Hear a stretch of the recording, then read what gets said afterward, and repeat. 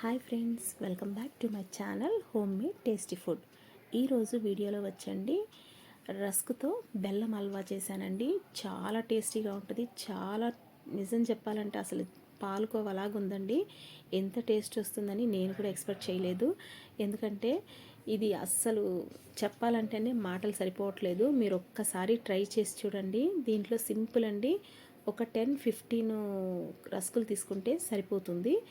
దీనికి ఒక కప్పు వస్తుందండి. చాలా బాగుంటుంది. ఇది వచ్చి ఆ 10-15 బాగా కట్ చేసి పెట్టుకుందాం.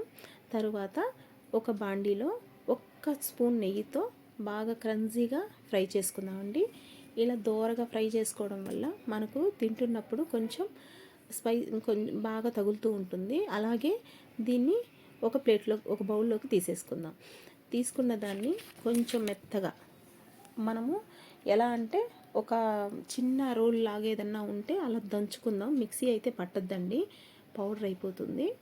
అలా కొంచెం దంచుకుంటే ఇలా పౌడర్ లాగా కొంచెం అలా అలా ప్రెస్ చేసుకుంటే చిన్న చిన్న ముక్కలు అవుతాయండి. మరీ అంత పౌడర్ చేసుకోవాల్సిన అవసరం లేదు.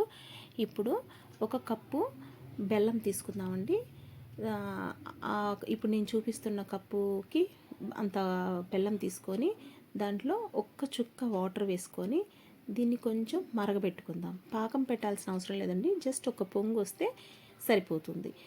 ఆ పొంగిన బెల్లం సిరప్ని ఈ మనం వేయించి పెట్టుకున్న రస్కులోకి పోసేసుకుందాం. అంతేనండి. దీన్ని కొంచెం బెల్లం వడగట్టుకుంటే బాగుంటుంది. కొంచెం ఏదైనా చెత్త ఉన్నా పోతుంది. ఇప్పుడు ఈ బెల్లం పోసిన రస్కుతో ఒక్క చుక్క పాలు, ఎందుకంటే మనకు కొంచెం లూజ్గా రావాలి కదండి. మనం బెల్లం వేసిన వెంటనే గట్టిపడిపోతుంది. అది కొంచెం లూజ్గా రావాలి అంటే మనం కొంచెం పాలు పోసుకొని దీన్ని కొంచెం బాగా డీప్ ఫ్రై చేసేసుకుంటే సరిపోతుందండి. మనం ఇంక ఏ ఇతర ఫ్లేవర్స్ను కూడా దీంట్లో మిక్స్ చేయాల్సిన అవసరం ఉండదు. అంతేనండి, వెరీ సింపుల్. దీంట్లో మనకు కావాల్సినవి బాదం పప్పు. నేనైతే బాదం పప్పు తీసుకున్నానండి. దీన్ని కొంచెం నేతిలో వేయించుకొని కొంచెం ఫ్రై చేసుకొని మనం గార్నిష్ చేసుకుంటే సూపర్ అయిన హల్వా రెడీ అండి.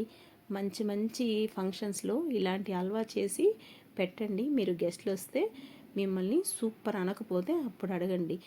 ఇది చాలా టేస్టీగా ఉంటుందండి. మీరు కూడా ఒకసారి ట్రై చేసి నాకు కామెంట్ బాక్స్లో చెప్పండి.